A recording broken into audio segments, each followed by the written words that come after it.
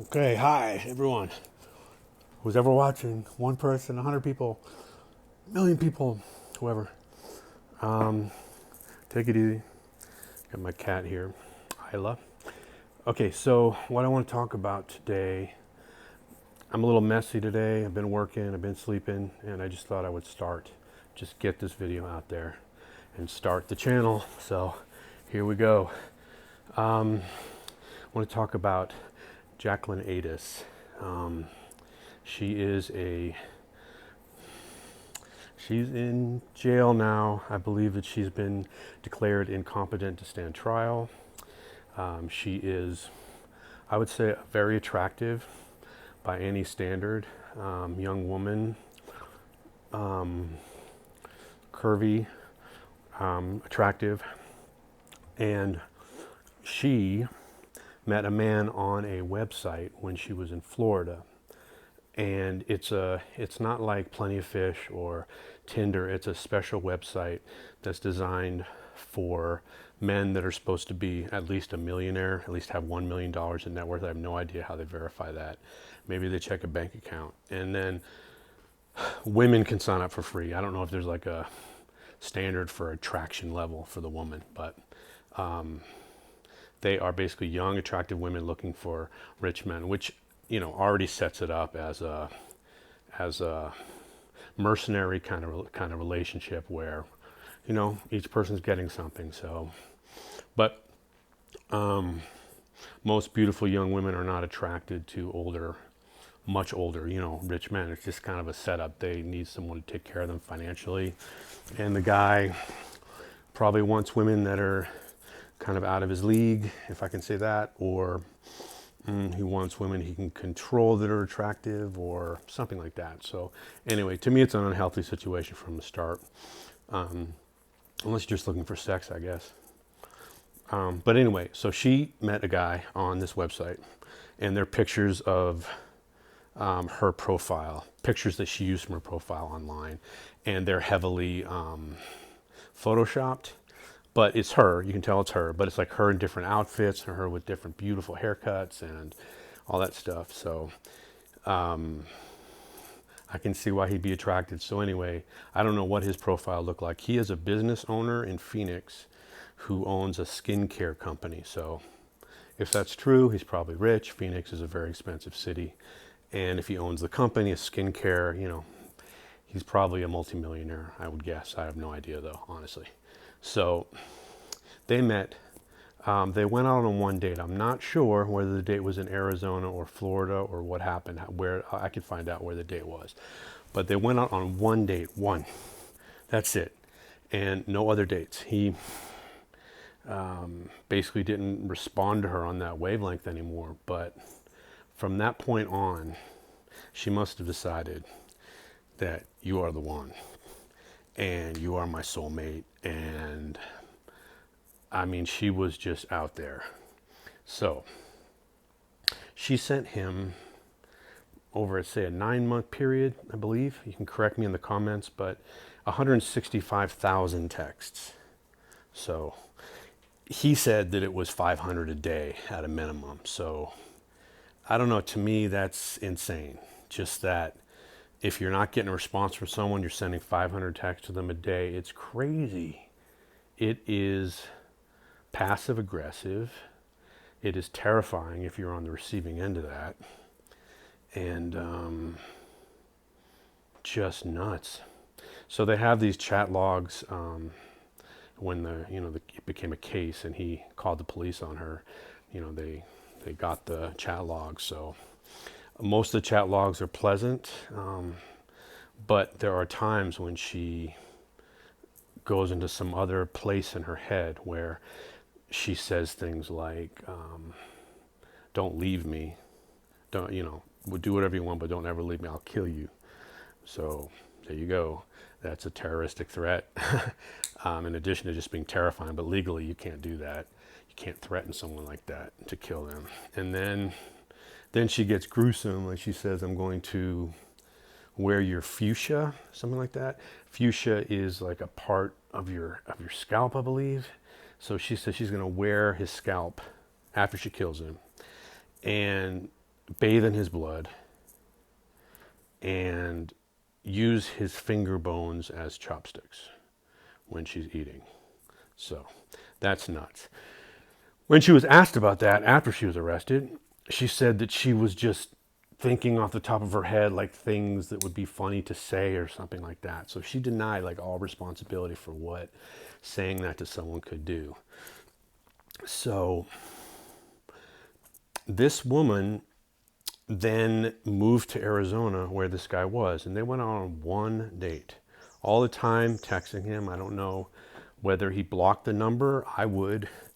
Not that it would do much good with someone like that, but you know. So just totally, totally crazy when someone has those ideas in their head so strongly and you can't shake them from that with reality. And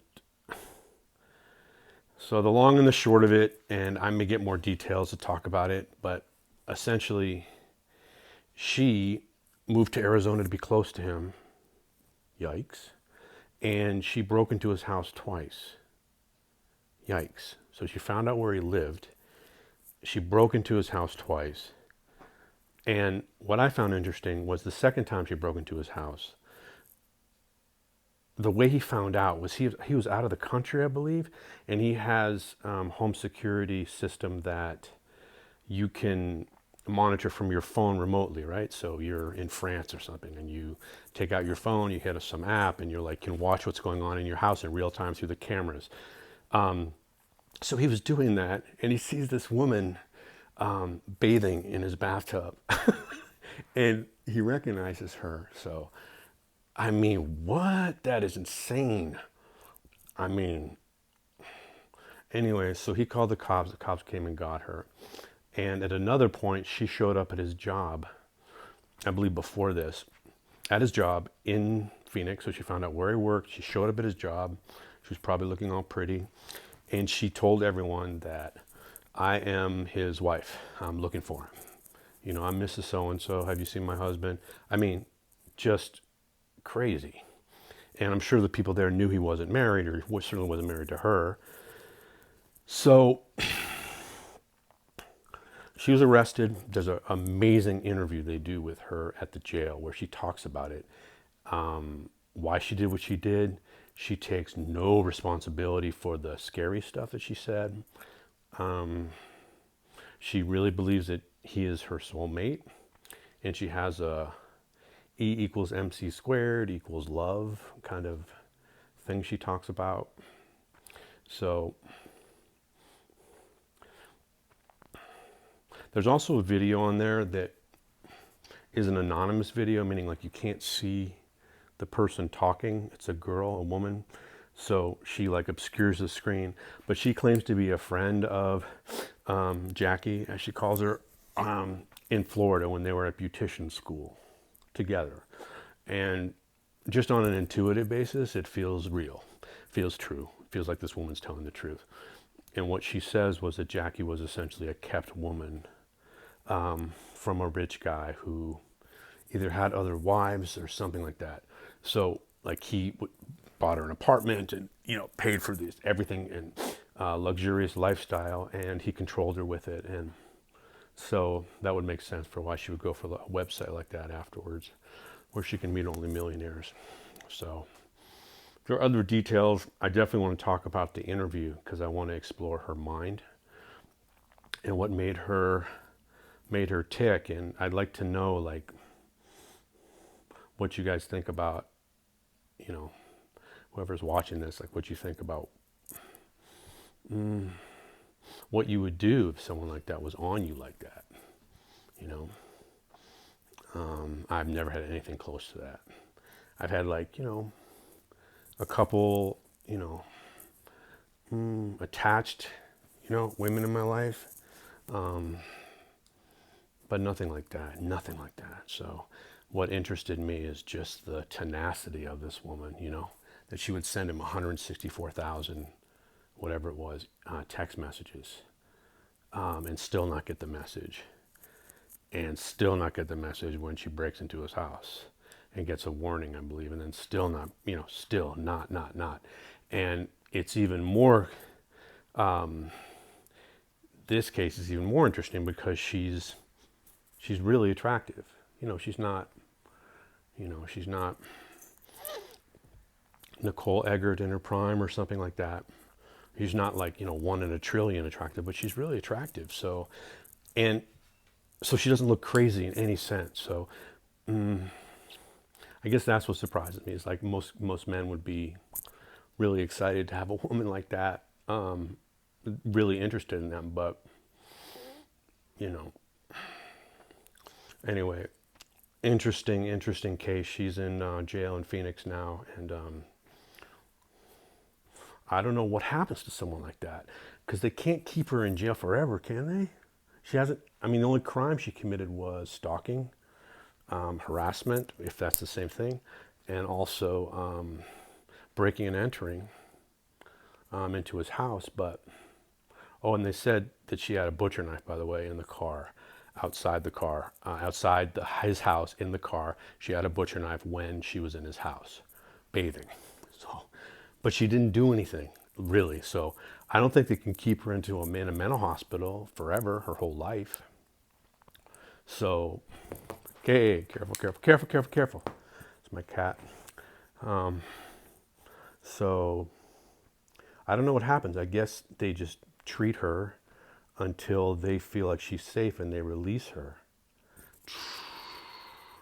I don't know, man. I don't know. So anyway, I want to talk about the interview because it's fascinating. They just kind of set her up in the jail with local news crews. That never happens. And they ask her a bunch of questions. And she talks about why she loves him, that she knows he's the one, that it's love. And she talks about it's the duty of the woman to obey the man completely. And so she's happy she's in jail because that's where he wants her to be. I mean, it's out there. So anyway, she's clearly ill to some extent, whatever it is. So on that coin, on that side of the coin is very sad for her that she's just out there. On the other side, it's terrifying for him, obviously, and for society. So, I just don't know.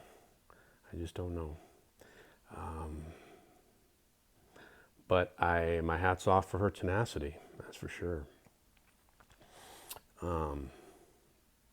Okay. I don't know if this was a good thing, a good post or whatever, if I did a good job, but I just wanted to talk about it. And I've been watching a channel, True Crime Loser, and that's been very entertaining. So I was like, I want to say this about the case. No, I want to say this about the case. And he's not saying this about that case. So that's why I'm starting this, and we'll see how it goes. I have no idea if it's going to be something I'm going to do for a while or successful or not, but I'm going to try. But if you're interested in true crime stuff, True Crime Loser is the best that I've seen. He's very funny and very humble, and his name is Scott. He works like in his very small apartment in Manhattan, and he's a stand-up comic, and he's great. So there you go, Jackie Ades. I'll do at least one other video on her interview, and let me know what you think about the case, and what my cat, Isla, and what you think.